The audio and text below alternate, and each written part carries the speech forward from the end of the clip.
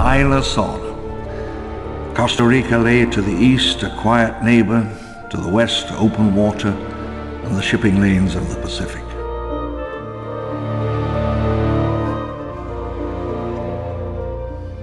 "1981, I stumbled out of the helicopter, already beginning to sweat, and looked around at the lush forest, the wet leaves.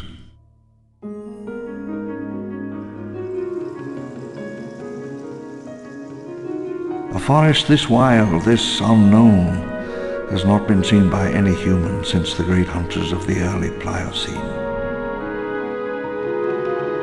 The forest smelled of wet leaves, damp earth, rotting wood.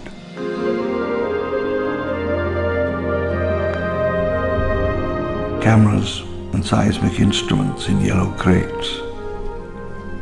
They set them in the dust as the helicopter rose.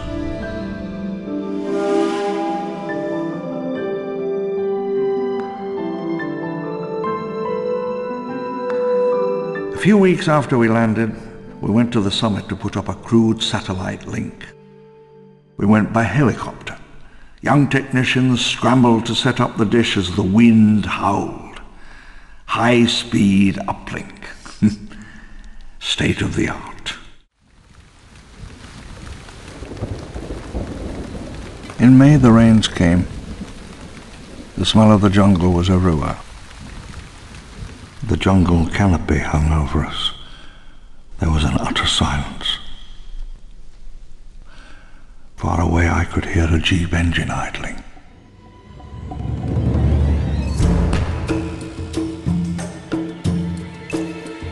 InGen standard safari vehicle, state of the art.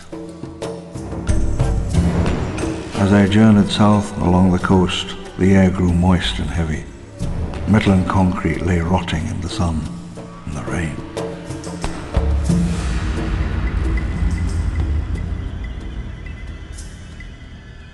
A failed coffee plantation of the 1860s.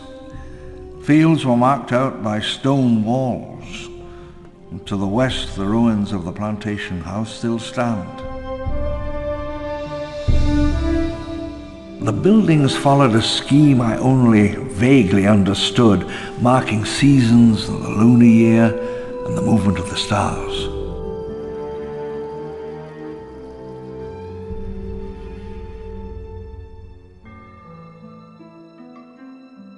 The sky at noon was like nothing in Europe. Hot, tropical, and new world. On the plain, the heat was extraordinary, like a solid wall. I stepped out of the jeep and stretched my legs. The two guards attended to the wheel, and just for an instant I stood alone, unprotected in the Jurassic wilderness. I felt the air currents around me, heard a single tree rustle. I stood on the lip of the cliff, the wind blowing my hair. It might have been a morning in the early Jurassic.